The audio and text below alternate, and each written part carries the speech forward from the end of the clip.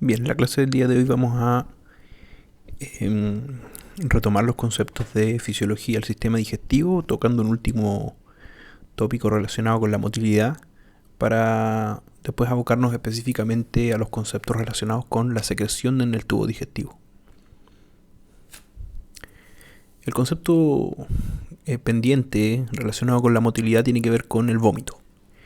El vómito, también denominado emesis, se define como la expulsión forzada de contenido gástrico e intestinal por la boca.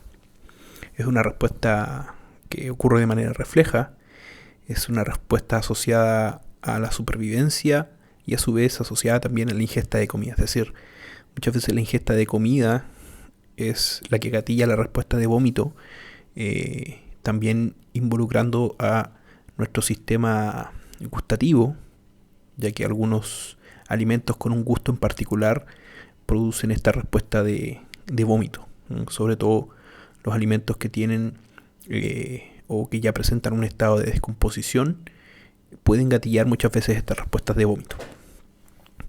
Se produce una descarga del sistema nervioso autónomo que obviamente va a preceder a la respuesta de vómito, y dentro de las manifestaciones iniciales encontramos a la salivación abundante, también una producción de sudor, un aumento en la frecuencia respiratoria, se produce una taquipnea, así como taquicardia. Todo esto va precediendo a la respuesta de emesis.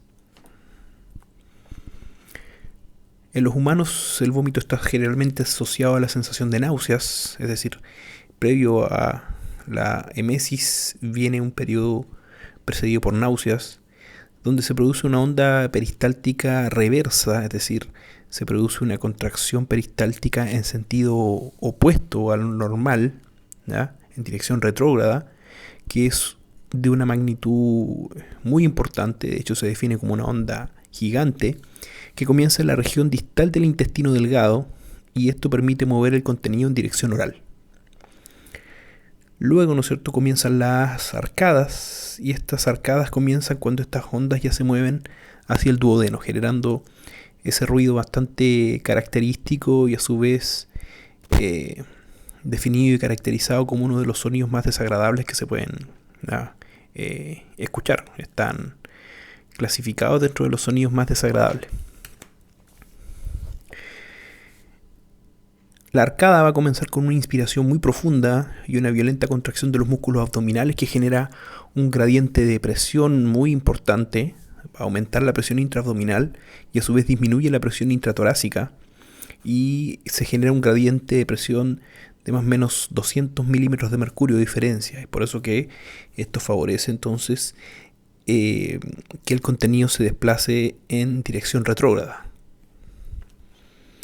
Con cada arcada, la porción abdominal del esófago y una pequeña porción del estómago se deslizan por el hiato del diafragma hacia el tórax. Es decir, con cada arcada, con cada movimiento, ¿no es cierto?, relacionado con estas arcadas y esta generación de este gradiente de presión, se produce una ligera hernia en el hiato, ¿no?, la que nosotros habíamos visto de forma patológica en algunos casos. Esta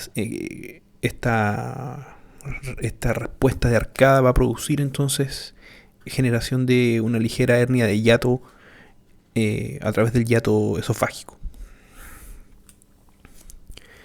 Dentro de las vías aferentes del reflejo emético tenemos un centro integrador que se encuentra nuevamente participando este núcleo del tracto solitario, que sabemos que es un núcleo de integración, sobre todo el sistema respiratorio, de nuestro sistema cardiovascular y de nuestro sistema digestivo, relacionado con aferencias del sistema nervioso autónomo.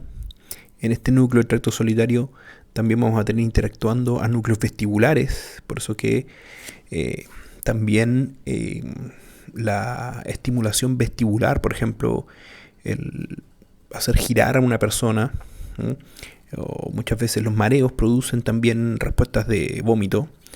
El área prostrema, y que recibe también a su vez aferencias vagales que pueden venir desde el propio estómago, van a estimular a este centro de respuesta del reflejo emético, ¿no? O del vómito. A su vez también está integrado con vías superiores que involucran incluso al córtex somatosensorial, es decir, algunos estímulos que pueden ser incluso netamente estímulos visuales nos pueden reproducir esta respuesta refleja emética, sobre todo el ver cosas desagradables que nos pueden entonces generar esta respuesta de arcada e incluso en algunas personas reproducir el vómito o la emesis. Dentro de las fases de la emesis tenemos una fase de prodromo, donde va a aumentar la presión intestinal, producto de esta contracción retrógrada gigante, como se define, que permite entonces que el contenido se mueva en dirección completamente opuesta a lo normal. Posteriormente viene el periodo o la respuesta de arcada, donde se produce esta disminución de la presión intratorácica generada por una inspiración profunda.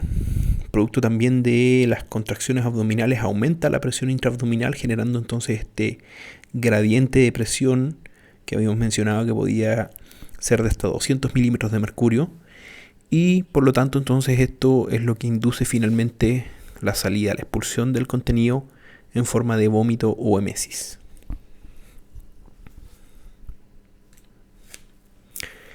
Va a existir también un grupo de receptores ubicados en la región del cuarto ventrículo. Es una zona que está excluida de la barrera hematoencefálica, es decir, por lo tanto pueden pasar bastantes sustancias a esta región y ser detectadas. Y en esta región va a estar constituida lo que se denomina la zona gatillo quimiorreceptora, que va a ser activada por eméticos presentes en la sangre o en el líquido cerebroespinal o cefalorraquídeo. Existen quimiorreceptores también en el tracto gastrointestinal que son sensibles a algunos eméticos, como por ejemplo el IPCAC, que es un extracto, una molécula que se extrae de una planta específica, que es una planta que induce fácilmente el vómito, induce la emesis. También en la vía vestibular pueden generar emesis por lo que se denomina cinetosis, que es esta condición típica de las personas que se someten a inestabilidades, cambios en el balance o estos giros generados por algunos juegos como por ejemplo la montaña rusa, los carruseles, etcétera, ¿ya? Así como también estímulos mecánicos en el tracto gastrointestinal, como al estimular mecánicamente la parte posterior de la faringe, o así como también cuando se produce un bloqueo del estómago o un bloqueo intestinal, ¿ya? El bloqueo del avance también puede producir la emesis, así como también la estimulación mecánica en la parte posterior de la faringe. Es decir, personas que se sienten intoxicadas pueden recurrir a esta maniobra para inducir la emesis o el vómito. Aquí tenemos entonces un cuadro que resume posibles estímulos que van a gatillar el vómito. Por ejemplo, aferencias vestibulares, lo que genera esta enfermedad por movimiento, la cinetosis. Aquí está involucrada la vía de la acetilcolina, receptores de serotonina, etc. Así como también aferencias visuales, el ver cosas desagradables también nos puede inducir el vómito. Incluso escuchar esta respuesta de arcada en otra persona puede inducir arcadas en otra persona. También envenenamiento sanguíneo, detección de apomorfina, silacina en algunos casos que son anestésicos, así como también el IPCAC, que van a estar directamente relacionados con esta región del área portema, donde teníamos el área gatillo quimiorreceptora para la emesis. Tenemos también algunos otros gatillantes de tipo misceláneo, como la inducción del vómito por aferencias desde el corazón, glosofaringeos y del nervio trigémino, el vómito postoperatorio, donde están involucrados algunos receptores asociados a la disminución de la volemia, disminución de la presión arterial. También la enfermedad del embarazo, que disminuye bastante la presión arterial y puede generar también vómitos, emesis inducida por radiación, la quimioterapia contra el cáncer también, bastante similar, los mismos receptores involucrados en la emesis por radiación, el envenenamiento de la sangre o el envenenamiento o podríamos decir intoxicación alimentaria, donde puede haber detección directa de IPCAC, el sulfato de cobre que también puede inducir el vómito o algunas enterotoxinas bacterianas, así como también el vómito psicógeno que involucra centros superiores como ya la corteza cerebral y el sistema límbico. Bien, si bien la secreción digestiva ocurre a lo largo de todo el tubo, es decir, a lo largo de todo el tubo encontramos células secretoras de mucinas, células caliciformes, así como también células endocrinas secretoras de algunos factores humorales. La secreción ocurre principalmente en las glándulas anexas más importantes, de los cuales la primera en encontrarse por orientación, por ubicación anatómica en el tubo digestivo, tenemos a la glándula salival. Las glándulas salivales, que las encontramos en tres ubicaciones distintas, una glándula parótida, una glándula submandibular y una glándula sublingual, tienen la característica o tienen la anatomía más o menos similar de la mayoría de las glándulas, que forman esta estructura denominada acino, donde encontramos a las principales glándulas secretoras, las cuales están conectadas con un conducto acinar, donde encontramos células que tienen la capacidad ya sea de reabsorber o de secretar algunos electrolitos o absorber agua, etcétera, y que finalmente van a contactarse con un conducto excretor o secretor final. La glándula parótida contiene principalmente células acinares que secretan un líquido seroso, es decir, que contiene una elevada cantidad de alfa amilasas que contribuyen a la digestión de los carbohidratos. Las células acinares, por otro lado, de la glándula sublingual, secretan un producto compuesto principalmente de glicoproteínas, es decir, tienen principalmente secreción mucosa, es decir, si comparamos la parótida, tiene una secreción principalmente serosa, y las células de la glándula sublingual tienen una secreción principalmente mucosa. La glándula submaxilar contiene tanto células acinares, tanto de tipo mucoso y seroso, por lo tanto tiene una secreción que es más bien mixta entre una secreción serosa y mucosa. Las vías neurales principales para la regulación de la secreción salival tienen que ver con vías colinérgicas y adrenérgicas. Ellas son las activadoras más importantes de la secreción de las células acinares salivales. El receptor colinérgico de la célula acinar salival tiene que ver con un subtipo muscarínico de la isoforma específica M3.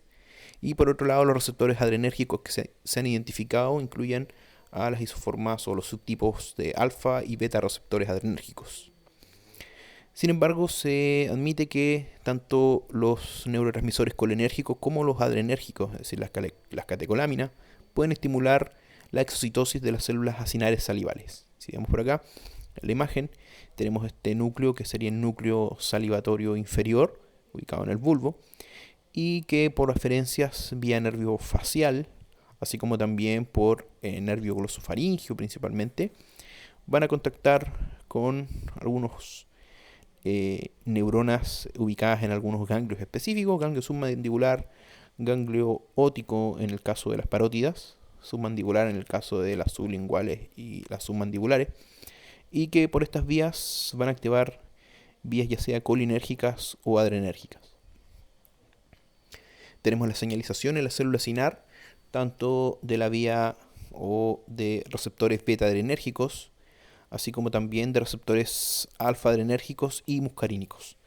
Los receptores beta adrenérgicos actúan por la vía del AMP cíclico para estimular el aumento de los niveles de calcio intracelular, que finalmente van a terminar en la exocitosis, y las vías alfa adrenérgicas actúan por la vía del IP3.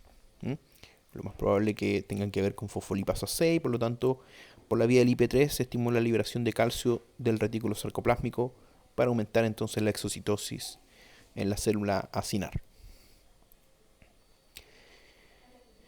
Al día un ser humano produce aproximadamente 1,5 litros de saliva, Esto en condiciones basales, las glándulas tienden a producir saliva a un ritmo de entre 0,5 ml por minuto y un flujo obviamente mucho más lento durante el sueño, donde la mayoría de nuestros procesos fisiológicos se establecen a un nivel basal. Sin embargo, el flujo máximo de producción de saliva en seres humanos se encuentra en torno a 1 ml por minuto por cada gramo de glándula, es decir, la glándula puede producir por minuto su propio peso en secreción salival. Es por eso que el flujo sanguíneo que llega a las glándulas salivales cuando se encuentran secretando su máxima capacidad es aproximadamente 10 veces mayor que el que llega de manera proporcional a la misma masa de músculo esquelético en contracción activa. Es decir, posee un elevado aporte sanguíneo para poder sobrellevar esta aumentada secreción de saliva.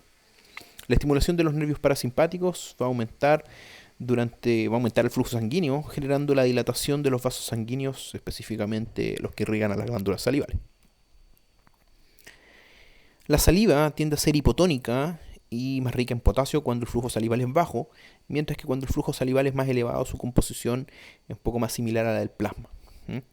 En condiciones, podríamos decir, normales, cuando el flujo salival es más bajo, vemos que la saliva tiene una concentración más baja de sodio respecto al plasma y más baja de cloruro, por eso es que es hipotónica. Sin embargo, tiene una mayor concentración de bicarbonato y una ligera concentración mayor de potasio. La secreción primaria tiende a ser rica en amilasa, casi isotónica, sus niveles de sodio, potasio, cloruro y bicarbonato tienden a ser similares al plasma. Sin embargo, a medida que avanza por los conductos excretores, los conductos estriados, tiende a haber una reabsorción de sodio, una reabsorción de cloruro, así como una excreción de potasio y de bicarbonato. Se modifica esta secreción primaria al atravesar el conducto y, como ya mencionamos, tiende a haber la absorción de sodio y cloruro y secreción de potasio y bicarbonato. En el conducto salival específicamente encontramos distintos tipos de transportadores e intercambiadores. Como dijimos, estas células salivales ductales tienden a absorber sodio y cloruro y secretar potasio y bicarbonato en una menor cantidad. Como el epitelio no es muy permeable al agua, la luz tiende a volverse hipotónica, es decir, la absorción de sodio y cloruro no tiende a arrastrar agua por esta vía, y por eso es que la secreción se tiende a volver hipotónica. A su vez encontramos aquí y podemos mostrar en la imagen la reabsorción de sodio, que ocurre principalmente a través de estos canales epiteliales de sodio, los ENaC, los cuales a su vez, en conjunto con la presencia de bombas sodio-potasio ATPasa en esta región, permiten entonces la reabsorción de sodio. Reabsorción de sodio que también es ayudada por los intercambios mediante la regulación del pH, mediante este intercambiador sodio-protón. La absorción de cloruro está dada principalmente por la presencia de estos intercambiadores cloruro-bicarbonato, que obviamente permiten la salida del bicarbonato formado por el metabolismo celular, por la presencia de CO2, en intercambio con un gradiente a favor para la reabsorción de cloruro. También tenemos la presencia de este canal de cloruro, un canal CFTR, ¿ya? Es el canal el que es alterado específicamente en su composición, en su estructura, en la enfermedad de la fibrosis quística. Por eso el nombre del CFTR, Cystic Fibrosis. Y tenemos finalmente la secreción de bicarbonato que ocurre por dos vías. La misma vía mencionada, la secreción de bicarbonato producto del gradiente a favor del cloruro, así como también un cotransportador sodio-bicarbonato en esta región de la membrana vasolateral. La saliva tiene diversos compuestos orgánicos, específicamente en mamíferos. Se han encontrado proteínas ricas en prolina, las cuales son secretadas principalmente por las células acinares. Las encontramos en la glándula parótida y submandibular principalmente, la secreción de estas proteínas ricas en prolina, y tiene una función posible en la formación de esmalte, la unión a calcio, funciones antimicrobianas y obviamente en la lubricación. También las glicoproteínas de tipo mucina, principalmente secretadas por las células acinares en la glándula sublingual y submandibular, que tienen un mayor componente de secreción mucosa, comparada con la parótida, que es más bien serosa, tienen un rol principal en la lubricación. También encontramos enzimas como la alfa-amilasa, las lipasas salivales, ribonucleasas y calicreína.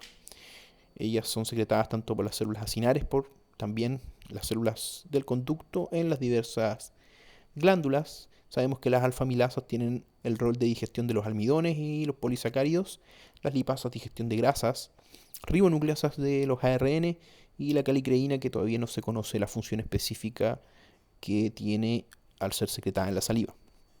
Tenemos diversos componentes como lactoperoxidasas, lactoferrinas, lisocimas, receptores de inmunoglobulina A y una pieza secretora de inmunoglobulina A, que tienen principalmente funciones antimicrobianas, así como también algunos factores de crecimiento secretados por el conducto, específicamente en la glándula submandibular, que tienen función aún desconocida. La secreción gástrica ocurre en el epitelio gástrico, principalmente incluye secreción de ácido clorhídrico, de protones, así como también de algunos factores humorales que regulan tanto la motilidad como la secreción gástrica. Ocurre principalmente en el cuerpo del estómago, que se ve diferenciada la secreción. El cuerpo secreta principalmente protones, es decir, favorece la secreción de ácido clorhídrico, y el factor intrínseco, un factor relacionado con la absorción del complejo B12, y la célula principal, que secreta los pepsinógenos, principalmente encargados después de su activación a pepsinas y de su transformación a pepsinas y de la activación de esas pepsinas en la digestión de las proteínas. Las células endocrinas presentes a nivel de este epitelio digestivo son células ECLs o células similares a las enterocromafines, principalmente encargadas de la secreción de histamina. En el antro gástrico encontramos glándulas que carecen de células parietales, por lo tanto el antro gástrico no secreta ácido ni factor intrínseco. En el antro encontramos principalmente, valga la redundancia, células principales y células endocrinas. Entre las células endocrinas del antro gástrico encontramos células G y células D, que van a liberar respectivamente gastrina, la célula G, y somatostatina, las células D. Estas tienen funciones principalmente reguladoras sobre la secreción gástrica. La gastrina estimula la secreción ácida, mientras la somatostatina tiende a inhibir la secreción de gastrina y por lo tanto la secreción ácida de las células parietales, o también denominadas células oxínticas, que son las principales secretoras de protones para la formación de ácido clorhídrico. Además de las células de las glándulas gástricas, el estómago también contiene células epiteliales superficiales que tienden a cubrir las fosetas gástricas, así como también la superficie entre las criptas, y estas células secretan principalmente bicarbonato. Tienen una función muy importante en la función de barrera de esta mucosa que protege el epitelio gástrico. La célula parietal oxíntica, principalmente encontrada en el cuerpo gástrico, tiene una estructura bastante especializada denominada membrana túbulo vesicular, la inserción de túbulo vesículas, que lo que hacen es aumentar el área de superficie de la membrana apical cuando la célula se encuentra estimulada para poder secretar ácido. Es decir, en un estado de reposo, las túbulo-vesículas se encuentran en el citoplasma, muy cercanas a esta región apical de la membrana, y en un estado de actividad se forman estos canalículos por la inserción de estas túbulo-vesículas, aumentando la superficie efectiva, donde, ¿no es cierto?, podemos insertar ATPasas, que son las encargadas de la secreción de protones, las proton-ATPasas, protón-potasio-ATPasas específicamente, ¿no? Tras su estimulación, la reorganización del citoesqueleto hace que estas membranas túbulo-vesiculares que contienen a las protón-potasio-ATPasas, que son responsables de esta secreción gástrica, se fusionen para formar esta membrana canalicular, como se denomina, resultando en un aumento en el área de superficie entre 50 a 100 veces. La alta cantidad de mitocondrias que posee esta célula parietal o célula oxíntica se va a relacionar con la alta tasa de oxidación de glucosa y un elevado consumo de oxígeno que va a ser el necesario para la secreción de ácido. Es decir, para la secreción de ácido gástrico se requiere de un elevado consumo de oxígeno. La secreción ácida gástrica en las células parietales depende de un canal de salida de calcio en la túbulo vesícula. Esto es muy importante, este canal de calcio recientemente analizado, que es estimulada por la liberación de histamina. La bomba ATPasa gástrica, específicamente la protón-potasio ATPasa gástrica, es una PATPasa, es decir, depende de su autofosforilación. Tiene una función catalítica de bomba que reside en la subunidad alfa de esta protón ATPasa, protón-potasio ATPasa gástrica. Su actividad se ve afectada por inhibidores que tienen importancia clínica, sobre todo en el control de la secreción ácida. Sabemos que el principal inhibidor de la secreción ácida, específicamente selectivo por la protón-potasio ATPasa gástrica, es el omeprazol. Actúa uniéndose a cisteínas en la superficie extracitoplasmática, es decir, en esta región externa, donde se puede unir el omeprazol, inhibiendo por lo tanto la actividad de esta protón-potasio ATPasa. Hay otros fármacos, como por ejemplo el fármaco experimental SSH 28080, también actúan como inhibidores competitivos, pero específicamente en el lugar de unión al potasio, es decir, el lugar donde se une el potasio para ser transportado de manera activa, bombeado, ¿ya? Estos inhibidores tienen esa capacidad de unirse en ese sector y por lo tanto inhibir el intercambio de potasio, el bombeo de potasio y por lo tanto el bombeo de protones. Hay un paso clave en la secreción ácida gástrica y ese paso clave es la extrusión de protones en la luz de la glándula gástrica en intercambio por potasio. Aquí tenemos entonces las vías desde donde proviene podríamos decir, los protones, ¿ah? Y estos protones son secretados producto de bombeo activo en intercambio con potasio a través de esta protón-potasio ATPasa. ¿Desde dónde provienen estos protones?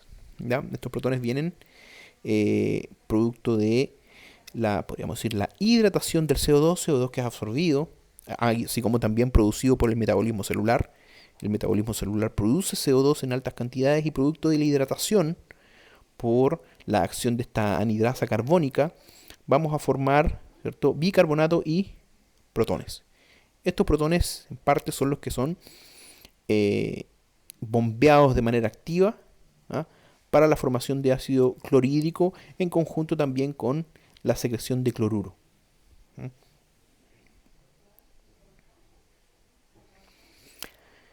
Por otro lado, la acetilcolina, la gastrina y la histamina inducen de modo directo, así como también indirecto, la secreción ácida por las células parietales.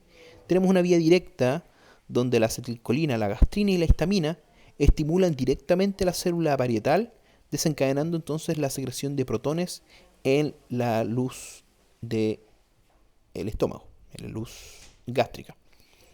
La acetilcolina, por receptores de acetilcolina, receptores de histamina del tipo H2, así como también la gastrina, que estimula estos receptores de gastrina tipo colecistoquinina. Todos ellos estimulan la secreción de protones.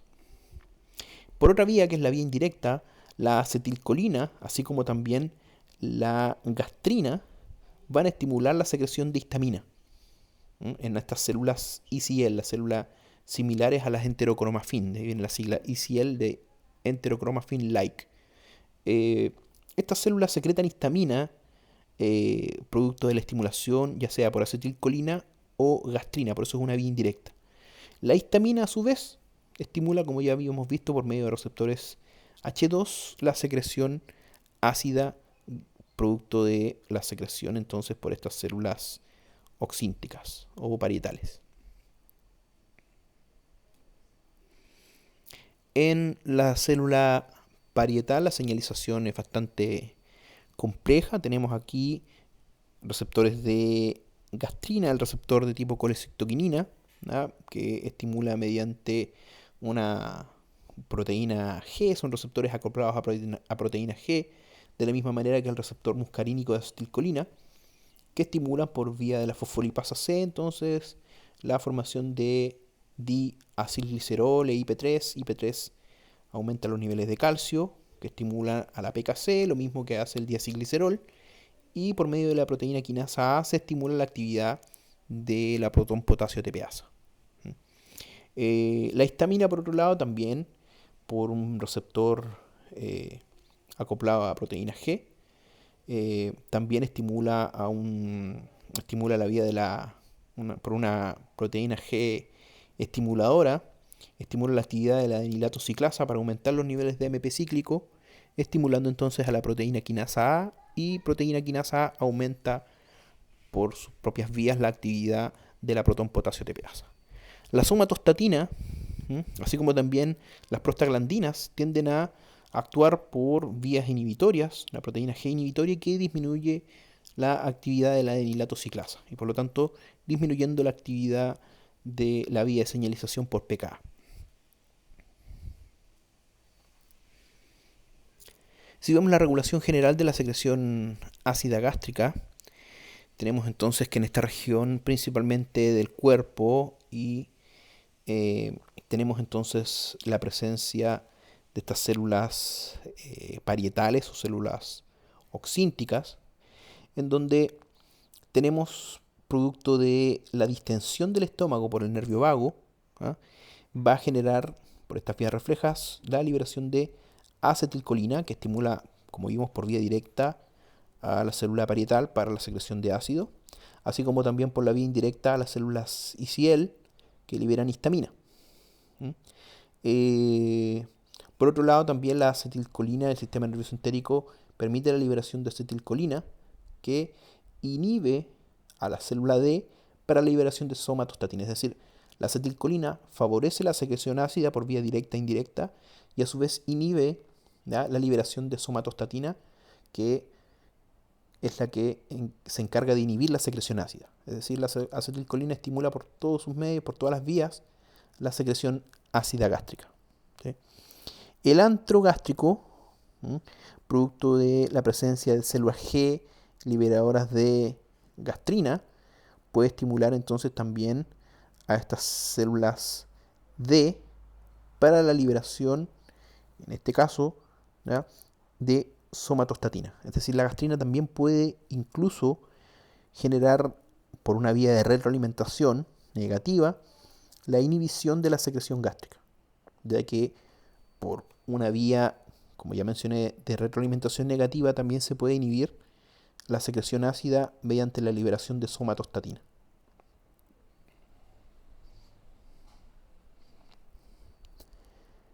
Existen algunas prostaglandinas y algunas hormonas entéricas que inhiben la secreción ácida gástrica, como por ejemplo las que encontramos en esta tabla, ¿ya?, que son secretadas producto de los procesos en el duodeno y en el yeyuno.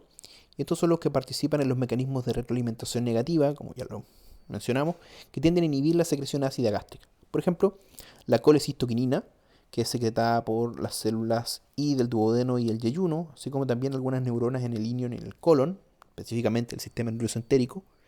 La secretina también tiende a inhibir la secreción ácida gástrica, secretada por las células S del intestino delgado. El péptido vasoactivo intestinal también tiene esa actividad de inhibición por neuronas del sistema nervioso entérico. El péptido inhibidor gástrico, por las células K del duodeno y el yeyuno. La neurotensina, células endocrinas en el ilion. El péptido I, por células endocrinas del ilion y del colon. Y la somatostatina, que como sabemos la secretan las células del estómago y el duodeno, así como también estas células en los islotes pancreáticos.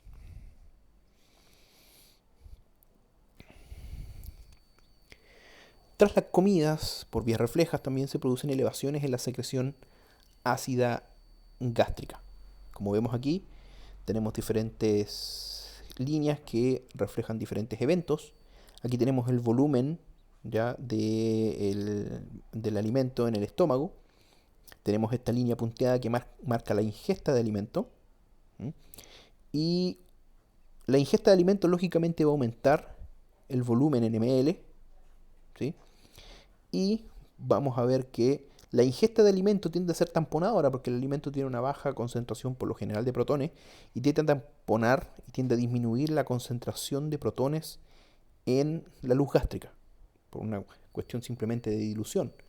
El ácido gástrico que ya estaba presente se tiende a tamponar por la presencia de alimentos. Sin embargo, a medida que el alimento va siendo vaciado, va aumentando, ¿no es cierto?, producto de la ingesta de alimentos también va aumentando la secreción ácida gástrica y aumenta también la tasa de secreción de protones, lo que hace entonces que posteriormente tienda también a aumentar la concentración neta de protones en la luz gástrica. La comida desencadena entonces tres fases principales de la secreción ácida gástrica. Una fase principal que se denomina fase cefálica, ¿ah?, que se desencadena producto de estímulos que se integran a nivel de nuestro sistema nervioso central, como por ejemplo estímulos visuales, el ver la comida, el olfato, el oler la comida, incluso el escuchar la comida. A veces el sonido que genera el alimento en particular puede estimular la primera fase de secreción ácida gástrica. El olor, la vista, el gusto, incluso el pensamiento, imaginarse la comida, así como también la propia ingesta de comida, inician esta fase cefálica mediada principalmente por vías que dependen del nervio vago. La fase cefálica representa aproximadamente el 30% del total de la secreción ácida y esta ocurre antes de que el alimento incluso ingrese al estómago. Uno de los principales, podríamos decir, descubridores de esta fase de la secreción ácida gástrica fue Ivan Pavlov, que demostró que la comida era un rápido y potente estimulación de la secreción gástrica. Hizo experimentos sobre todo basados en modelos animales, específicamente caninos. Él trabajó con perros y demostró que la estimulación ocurría a pesar de que la comida entraba a la boca del perro y salía por un estroma, es decir, por una especie de túnel que él hacía donde la comida entraba a la boca pero no llegaba hasta el estómago. Sin alcanzar el estómago, la comida incluso ya inducía la secreción ácida gástrica. Incluso esta respuesta podía ser condicionada con la aplicación de estímulos auditivos, es decir, previo a la entrega del alimento se hacía sonar una bocina, una especie de timbre en particular, el cual rápidamente integrado y asociado a la presencia de alimento. Posteriormente, sin presencia de alimento y solamente con la presencia del estímulo auditivo, se podía lograr aumentar la secreción ácida en los perros observados. Esto le llevó al premio Nobel, ¿cierto?, por premio Nobel en Fisiología o Medicina, en el año 1904. Aquí tenemos un perro de Pavlov en el museo específico destinado a sus estudios. Una segunda fase corresponde a la fase gástrica y ya es generada y producida por la entrada de los alimentos en el estómago. Esto inicia dos estímulos principales para la secreción ácida gástrica. El primero es que la comida distiende la mucosa y el músculo gástrico. Por lo tanto, esto va a activar un reflejo vago-vagal, de manera similar al reflejo de relajación receptiva. Estas mismas vías van a gatillar entonces una vía de secreción ácida gástrica. También las proteínas digeridas van a estimular también a las células G antrales, que son estimuladas por la presencia de péptidos degradados, también denominados peptonas.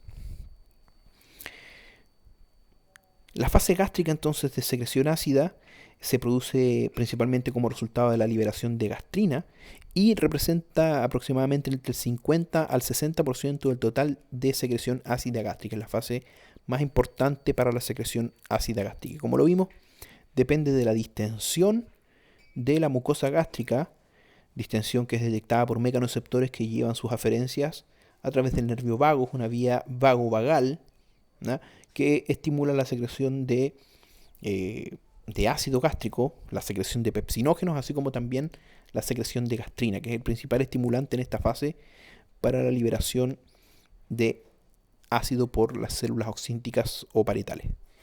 A su vez, la secreción de pepsinógeno y la disminución del pH que activa estos pepsinógenos posteriormente a pepsinas van a permitir la degradación de proteínas, degradación en oligopéptidos o peptonas, que a su vez van a estimular a las células G para la liberación de gastrina. Gastrina que estimula nuevamente las células oxínticas a una mayor liberación de protones, por lo tanto ácido clorhídrico y también de pepsinógeno. Tenemos aquí las vías de retroalimentación, donde la distensión del estómago por alimentos estimula reflejos locales del sistema nervioso entérico, así como también un reflejo vagovagal. El reflejo vagovagal mediante la liberación del péptido liberador de gastrina, ¿ah? Estimula la célula G antral. La acetilcolina liberada por estos reflejos locales también estimula la célula G antral para la liberación de gastrina. Gastrina que va a estimular a la célula ICL para la liberación de histamina, que a su vez, junto con gastrina, estimula a la célula parietal para la liberación de protones. La acetilcolina también, liberada por estos reflejos locales, directamente puede estimular por esta vía, una vía directa, la liberación de protones. Por otro lado, la digestión de proteínas, que va a producir oligopéptidos y peptonas, puede estimular a la célula G antral directamente para la liberación de gastrina, que va a estimular nuevamente directamente a la célula parietal, así como a su vez a las células ICL para la liberación de histamina, que estimula a su vez la célula parietal para la liberación de protones. Estos alimentos entonces estimulan la secreción ácida gástrica a través de los dos mecanismos principales ya mencionados, el estiramiento mecánico y la presencia de fragmentos denominados peptonas. Posteriormente, una fase intestinal de secreción ácida gástrica, producto de la presencia de aminoácidos y péptidos que están parcialmente digeridos en la primera porción del intestino delgado, va a estimular la secreción ácida por tres mecanismos distintos. Las peptonas van a estimular la secreción de gastrina por las células G duodenales, al igual que las peptonas también van a estimular células G antrales en la fase gástrica, es decir, en el duodeno también tenemos células G capaces de liberar gastrina de la misma forma que ocurre en el estómago. Las peptonas también estimulan una célula endocrina desconocida para que libere una señal humoral adicional que se conoce como una enteroxintina. Tiene una naturaleza bastante desconocida, pero se sabe que estimula la secreción ácida gástrica también. También los aminoácidos absorbidos por la porción proximal del intestino, es decir, la absorción de aminoácidos, también va a estimular la secreción ácida por mecanismos que también aún no están completamente dilucidados. Aquí tenemos entonces la fase intestinal, las vías de señalización. Esta vía representa aproximadamente entre un 5 o un 10% del total de la secreción ácida gástrica, es mucho menos importante que la fase gástrica propiamente tal y que la fase cefálica. Tenemos entonces que la digestión de productos de proteínas, oligopéptidos, peptonas, incluso algunos aminoácidos, pueden estimular a la célula G intestinal, a células endocrinas intestinales, así como también los aminoácidos propiamente tal que son absorbidos, van a estimular por el lado de la célula G la liberación de gastrina, que estimula en el estómago a la célula parietal para la liberación de protones. La célula endocrina intestinal libera esta enteroxintina, que a su vez también estimula la secreción de protones en la célula parietal, y los aminoácidos absorbidos de forma de peptonas también va a estimular por la vía, ¿no es cierto?, de una vía desconocida también, la secreción de protones. Las células principales, que son estimuladas por la vía del MP cíclico y por calcio, secretan múltiples pepsinógenos que van a iniciar la digestión de proteínas. Los pepsinógenos son un grupo de proenzimas, no tienen actividad enzimática, son enzimas que podríamos decir están en estado inactivo, pero son enzimas proteolíticas, también denominados zimógenos, o precursores enzimáticos inactivos. Cuando se habla de zimógenos, entonces tenemos que pensar en un precursor de enzima que se encuentra inactivo. Son activadas a pepsinas tras la escisión, tras el corte, podríamos decir, de un péptido N-terminal. Y estas pepsinas son de naturaleza endopeptidasas que inician en el estómago la hidrólisis de las proteínas ingeridas en los alimentos. La secreción del pepsinógeno en condiciones basales es aproximadamente del 20% de su secreción máxima tras la estimulación. Es decir, en condiciones basales estamos secretando más o menos un 20% de la capacidad máxima que nosotros tenemos posterior a la estimulación. Las células principales poseen receptores de secretina, péptido vasoactivo intestinal, también receptores beta-adrenérgicos, receptores de prostaglandina, ¿ya? Todos estos receptores activan la vía de la adenilatociclasa. También estas células poseen receptores muscarínicos para la acetilcolina, así como receptores para la familia de los péptidos de la gastrina colecistoquinina, es decir, la familia de las incretinas. De los agonistas que nosotros ya mencionamos, ¿cuál es el más importante para la secreción de pepsinógeno? Es la acetilcolina, liberada en respuesta a la estimulación vagal, es decir, la distensión del estómago, así como también la presencia de algunos péptidos. ¿Cómo se activan los pepsinógenos a pepsinas? El pepsinógeno se va a activar y se va a degradar de manera espontánea más o menos a un pH entre 3 a 5. Tenemos la degradación de pepsinógeno a pepsina, es decir, la escisión de este péptido N-terminal. Y las pepsinas se activan cuando el pH es más bajo de 3, es decir, el pH debe ser un pH más o menos un poco más bajo de 3,5 para que estos pepsinógenos se activen y permanezcan activos. Es decir, si el pH es menor a 3,5 se evita la inactivación de las peptinas. Cuando el valor de pH es entre 5 a 3, estos pepsinógenos se activan tras, como ya mencionamos, la eliminación, la escisión de un péptido de activación N-terminal. Esta activación espontánea es mucho más rápida cuando el pH es menor a 3, ¿no? Las pepsinas recién formadas, que únicamente van a ser activas a valores más bajos a 3,5, también pueden catalizar la activación de pepsinógeno. Recuerden que el pepsinógeno es una proteína, un zimógeno, ¿ya? Que es un precursor de una enzima que es la pepsina, pero las pepsinas ya activadas a su vez también pueden degradar a los pepsinógenos para activarlos a pepsina. La actividad óptima de las pepsinas entonces es a un pH que va entre el 1,8 y 3,5. Cuando hay valores de pH mayores a 3,5 van a inactivar a las pepsinas pero de manera reversible, es decir que si el pH vuelve a bajar, estas pepsinas se pueden reactivar. Sin embargo, cuando el pH es mayor a 7,2, un pH bastante cercano al neutro, ¿ya? Se tiende a inactivar la enzima de manera irreversible, es decir, la enzima ya no puede ser reactivada. Las pepsinas, producto de su acción de degradación, va a producir la liberación de pequeños péptidos y aminoácidos, estas peptonas, que van a estimular la liberación de gastrina por las células G antrales y por lo tanto la mayor liberación de protones, una mayor formación de ácido clorhídrico, por lo tanto una disminución en el pH que va a permitir entonces seguir activando, podríamos decir, a los pepsinógenos a pepsinas y por lo tanto va a permitir la degradación de proteínas, la digestión de proteínas en el estómago. Las peptonas generadas por estas pepsinas también estimulan la secreción ácida para la activación de peptinas y su acción. Estos péptidos liberados por la pepsina son importantes para iniciar una respuesta coordinada entonces a la comida, más o menos lo que mencioné.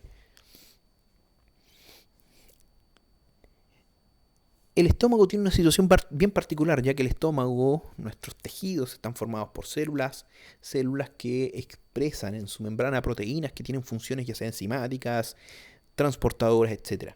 Pero a su vez el estómago tiene la capacidad de liberar, de secretar proteínas, enzimas, que son proteolíticas, es decir, degradan las proteínas. Por lo tanto, el epitelio gástrico tiene que estar protegido mediante una barrera de difusión gástrica y tiene que estar protegido de dos factores: del pH gástrico, así como también de las propias pepsinas. Cuando la tasa de secreción de protones es máxima, la célula parietal puede conseguir que el pH intraluminal pueda ser igual o inferior a 1 durante periodos prolongados, lo que es bastante agresivo para un tejido.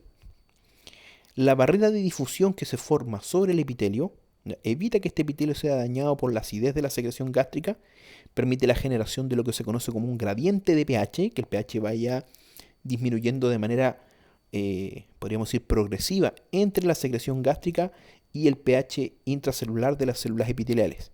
Esto evita también que el epitelio sea digerido por las pepsinas gástricas que, recuerden, solamente se activan a pHs muy bajos. Aquí tenemos entonces la formación de la barrera de difusión en la mucosa gástrica.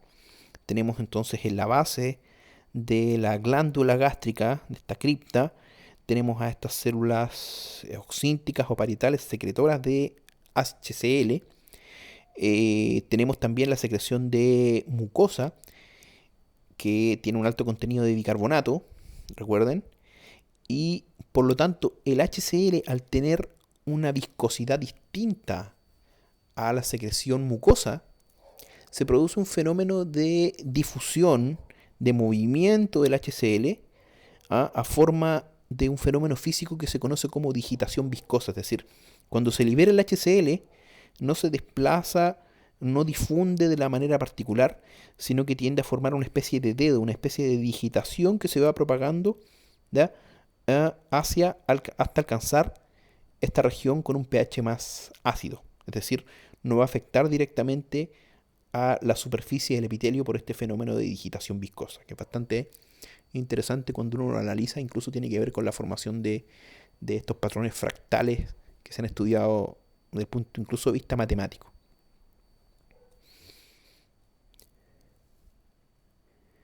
Entonces, en la superficie del epitelio se forma esta barrera de difusión, ¿ya?, en la mucosa gástrica, producto de la presencia de estas proteínas de la familia de las mucinas, que la mezcla con agua entonces va a producir esta formación de gel mucoso, además de la secreción de bicarbonato por medio de estos intercambiadores cloruro-bicarbonato en estas células. Permite entonces que esta zona tenga un pH, que el perfil de pH en la zona más cercana a la superficie del epitelio sea un pH neutro, un pH 7, y que se vaya generando un gradiente de pH hasta llegar a esta zona donde tenemos la luz gástrica con el ácido clorhídrico, que puede tener un pH incluso en algunos sectores de 1.5. Esto favorece entonces que se forme una especie de microambiente en esta región de gel mucoso, ¿ya? Va a haber una zona de neutralización del gel mucoso que en parte dificulta la entrada de protones, así como también dificulta la salida de bicarbonato hacia esta región de la luz gástrica, protegiendo entonces a este epitelio por dos vías, protegiéndolo de punto de vista de una impermeabilidad relativa al ácido, como acabamos de ver, que está por esta capa mucosa que tiene un grosor entre los 50 y 200 micrómetros. En esta superficie, como vimos, se genera un microclima rico en bicarbonato que mantiene un pH 7, ¿ya? Y esto protege, del paso de protones y la agresión por pH directamente al epitelio, así como también de la activación de las propias pepsinas secretadas por estas células. En realidad, los pepsinógenos que se secretan y no se van a activar sino hasta alcanzar esta zona que tiene el pH apto para su activación. Es decir, evitamos la proteólisis y la autodigestión del epitelio gástrico. La integridad de esta región, de esta zona de gel mucoso, de esta barrera de difusión, también es mantenida por la secreción de prostaglandinas del tipo PGE-alfa 2, que va a estimular la secreción mucosa de bicarbonato. Y de ahí viene la importancia de las ciclooxigenasas involucradas en la producción de estas prostaglandinas de tipo 2, que son afectadas con el consumo de antiinflamatorios del tipo no esteroidal, que tienen como blanco específico a la enzima ciclooxigenasa. Es decir, el uso crónico, podríamos decir, de antiinflamatorios no esteroidales que inhiben de manera no selectiva a las ciclooxigenasas, a las COX, tanto 1 como 2, van a disminuir la formación de prostaglandinas, entre ellas las cuales están involucradas en la protección de la mucosa gástrica, producto de la secreción de bicarbonato en esta zona de gel mucoso, en esta barrera de difusión. Por eso es que las personas que consumen de manera crónica antiinflamatorios no esteroidales por alguna enfermedad, ya sea del espectro reumático, inflamatorias crónicas, tienden a sufrir agresiones y por lo tanto la formación de úlceras gástricas. Aquí tenemos entonces una barrera de difusión mucosa que está dañada, probablemente por una secreción pobre de bicarbonato, consumo excesivo de antiinflamatorios, lo que va a permitir entonces que ciertos protones pasen al epitelio, dañando al epitelio, así como también a estos mastocitos, ¿ah? Que tienden a liberar histamina, y la histamina va a generar una respuesta inflamatoria, va a aumentar va a generar una respuesta de vasodilatación y un aumento en el flujo sanguíneo de esta región. Si la agresión es leve, el aumento en el flujo sanguíneo que se genera puede incluso ser favorable para favorecer la secreción mucosa y por lo tanto restablecer esta luz gástrica. Sin embargo, cuando la agresión es más grave, la respuesta inflamatoria tiende a producir una disminución en el flujo sanguíneo y por lo tanto una lesión celular, que puede ser la precursora de una úlcera gástrica.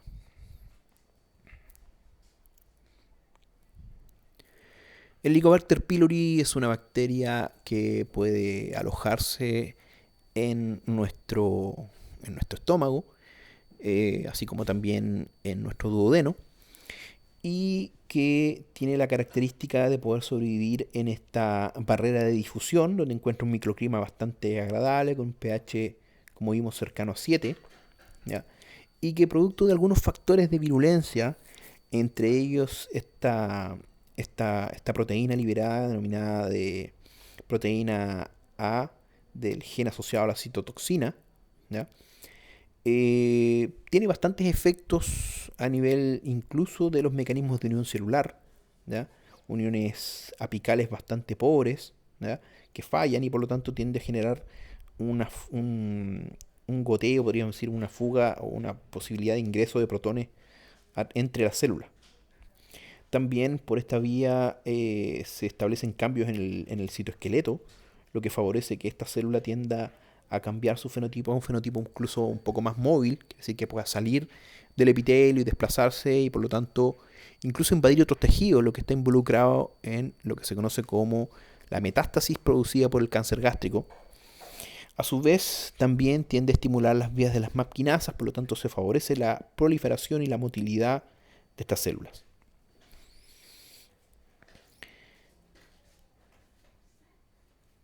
La secreción ácida va a estar asociada a patrones de gastritis cuando se produce una infección por Helicobacter pylori, ¿no?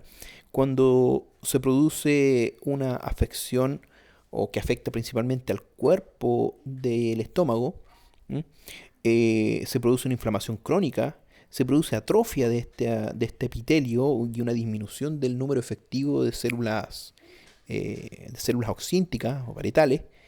Por lo tanto va a haber una metaplasia intestinal. En el duodeno la histología va a ser normal, a diferencia en el estómago. Va a estar reducida la secreción ácida por esta atrofia del epitelio, lo que puede llevar a una úlcera gástrica, así como también al desarrollo de cáncer gástrico. Es decir, un patrón de pangastritis es el más asociado a la generación de cáncer gástrico.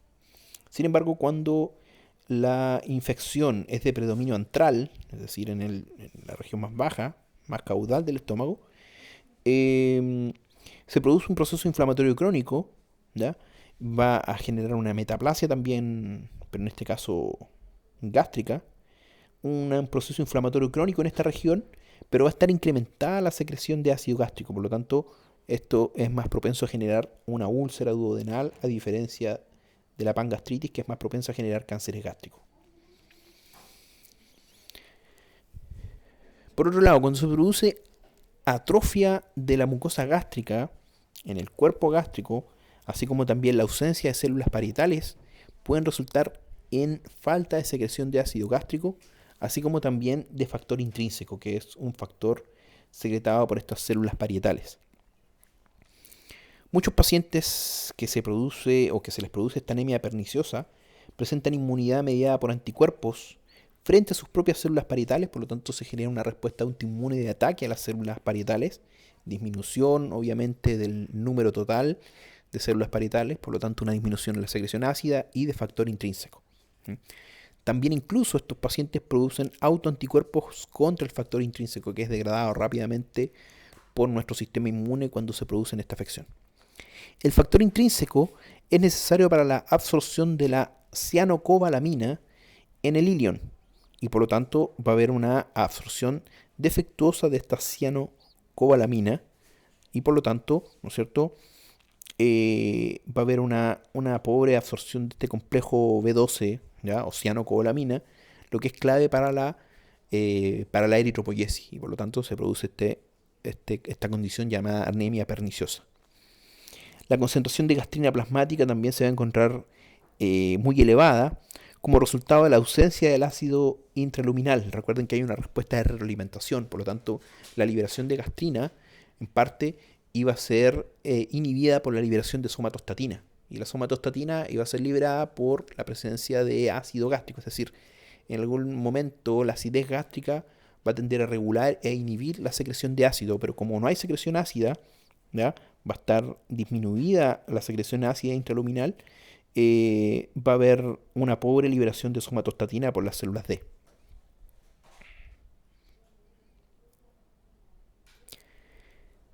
El páncreas, por otro lado, que tiene también una secreción eh, con glándulas bastante similares. Recuerden, teníamos estos acinos, ¿ah? Que forman tanto los islotes pancreáticos, ¿ah? Que sabemos que tiene una porción endocrina y una porción exocrina, que es la que vamos a revisar. No nos vamos a centrar en la secreción ya sea de hormonas reguladoras de la glicemia, sino que vamos a específicamente centrarnos en la secreción pancreática para los procesos directamente digestivos. Esta célula acinar del páncreas secreta proteínas digestivas en respuesta a la estimulación. Cuando se encuentran estas células en un estado no estimulado, van a secretar concentraciones muy bajas de proteínas digestivas por medio de una vía secretora que se denomina constitutiva. O sea, va a haber una secreción constante pero baja de estas proteínas digestivas. Cuando se estimulan por agentes neuromorales, se van a secretar proteínas a través de una vía que se denomina vía regulada. La célula acinar tiene dos patrones diferentes de secreción regulada, una secreción de tipo monofásica y una secreción de tipo bifásica, de manera similar a esta vía bifásica que tenía la secreción de insulina. La acetilcolina, la colecistoquinina, son mediadores que regulan también la secreción de proteínas de las células acinares del páncreas.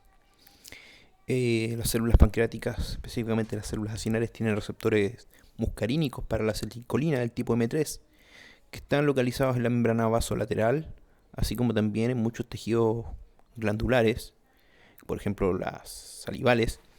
En este caso, este receptor muscarínico es el más importante para la regulación de la secreción de proteínas desde el páncreas. Las células acinares también poseen dos receptores de tipo colecistoquinina, los tipos colecistoquinina 1 y colecistoquinina 2.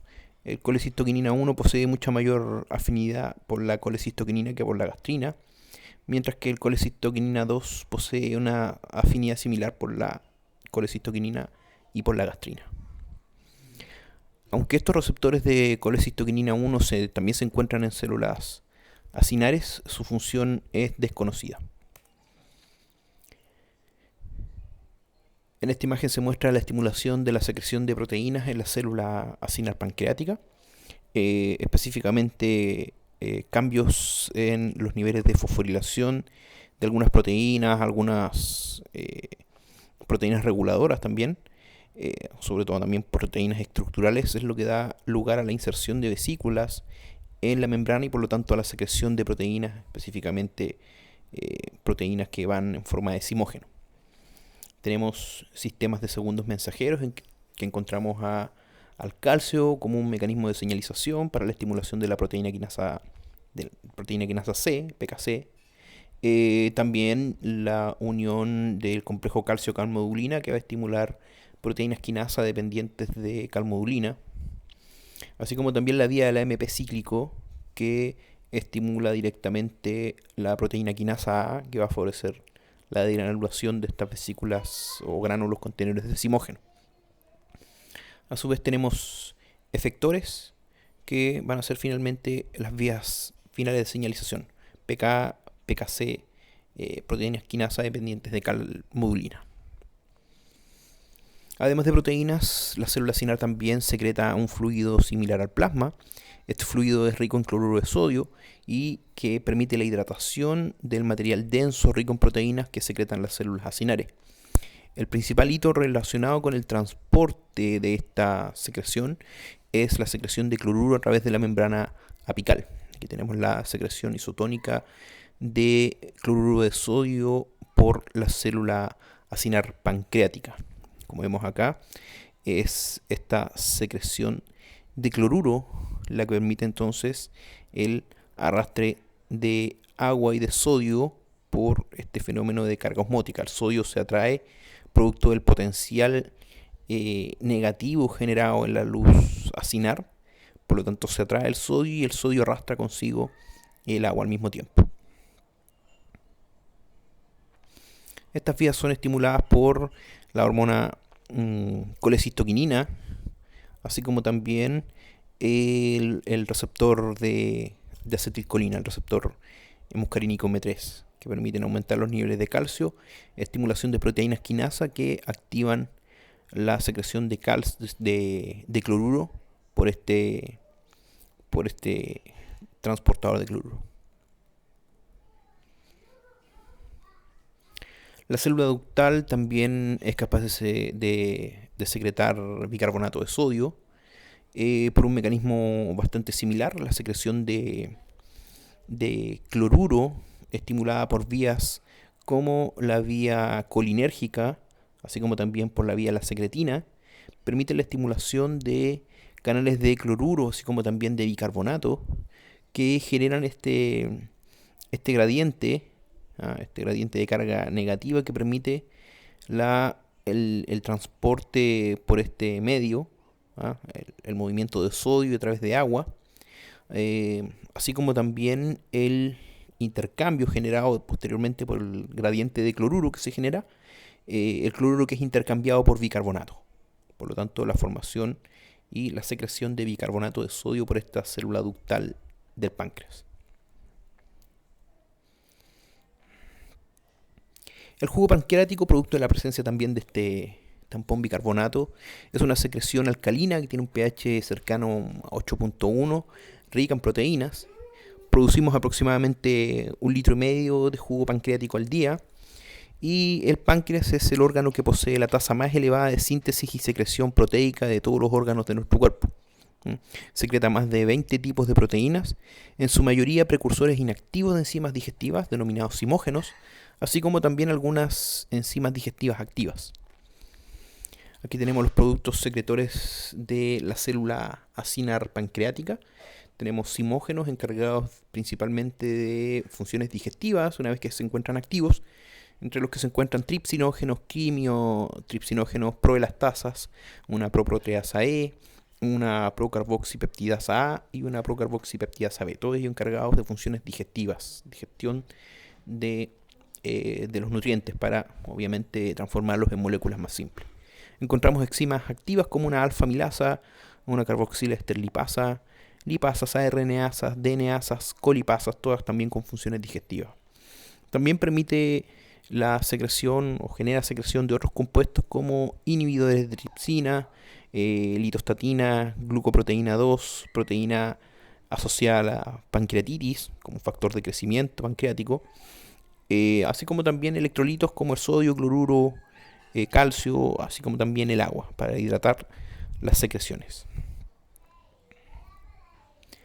Se muestra con esto el curso temporal de la secreción pancreática durante el ayuno y la alimentación. Durante el ayuno, esta fase o la secreción pancreática en las fases de ayuno aumenta en función de los complejos motores migratorios, alcanzando su pic entre las fases 2 y 3, que son las fases de mayor actividad en el intestino delgado durante estos complejos motores migratorios. Sin embargo, después de la alimentación, durante el primer estado de alimentación que representa el desayuno, aumenta considerablemente la secreción pancreática, secreción que va disminuyendo después de los periodos de alimentación. La comida también desencadena fases similares a las fases de secreción gástrica, aquí la secreción pancreática también tiene una fase cefálica, gástrica e intestinal en su secreción. ¿Mm? La fase cefálica tiene estimulantes como son la vista, el olfato, el gusto, la propia masticación. Está regulada por vías vagales y representa un 25% de la secreción enzimática máxima del páncreas. La vía gástrica, que es una vía mucho menos importante, tiene estimulantes la digestión, aún no está claro el papel de la gastrina en esta fase gástrica. También tiene una vía vagal, principalmente colinérgica, y representa un porcentaje entre el 10 al 20% de la secreción enzimática máxima, un porcentaje mucho menor. Y la fase intestinal, que producto de la ubicación del páncreas es la vía más importante, tiene como estimulantes la presencia de aminoácidos, ácidos grasos y protones en la luz intestinal del páncreas. Es regulada por la vía de las colecistoquininas, secretina y algunos reflejos enteropancreáticos de distensión y a través de mecanoreceptores y quimioreceptores. Esta es la vía más importante y representa el 50 a 80% de la secreción enzimática máxima del páncreas.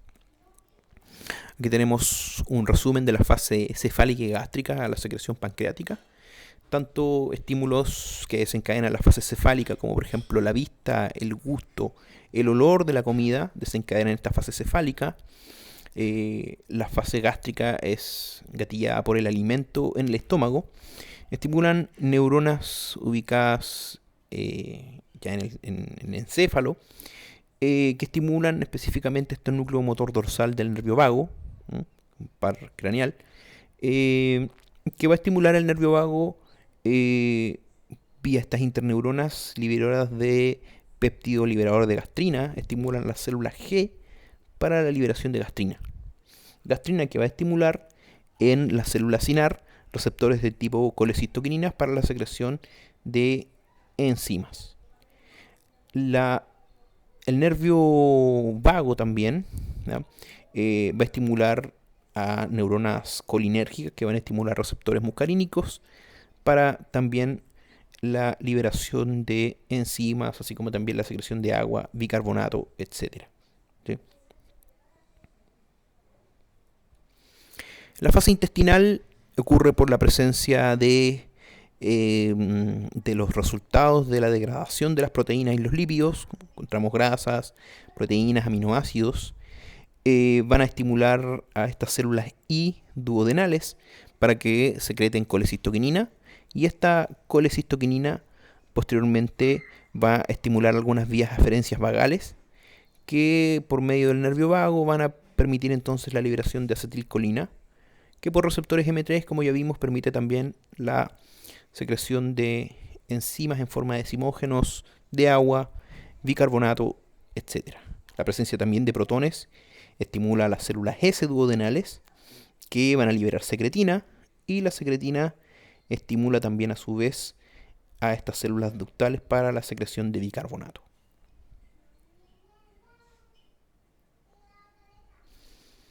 Tenemos varios mecanismos que protegen al páncreas de la autodigestión, de manera similar en que el estómago se protegía de la autodigestión mediante la secreción de pepsinógeno, es decir, un zimógeno, un precursor de las pepsinas, además de la presencia de esta barrera de difusión gástrica. El páncreas tiene factores protectores como por ejemplo almacenar las proteínas digestivas como zimógeno, es decir, en su forma precursora y no la forma activa, para evitar la digestión del páncreas por sus propias enzimas. Las proteínas precursoras sabemos que carecen de actividad enzimática, por lo tanto sería su mecanismo de protección. También la clasificación selectiva de las proteínas secretoras y almacenamiento en gránulos de zimógeno, lo que va a limitar la interacción de estas proteínas con otros compartimentos celulares y probablemente su degradación.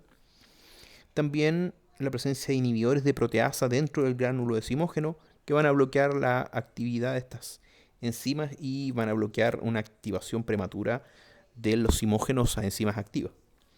También la condensación de proteínas secretoras con pH bajo, y por lo tanto sabemos que esto va a limitar la actividad de estas enzimas activas, ya que van a depender de cambios en el pH, así como también la presencia de algunas proteasas no digestivas, ¿ah? a nivel de los gránulos de zimógeno que van a degradar enzimas activas. Si por alguna causa alguna enzima se llega a activar, estas proteasas van a degradar a estas enzimas activas.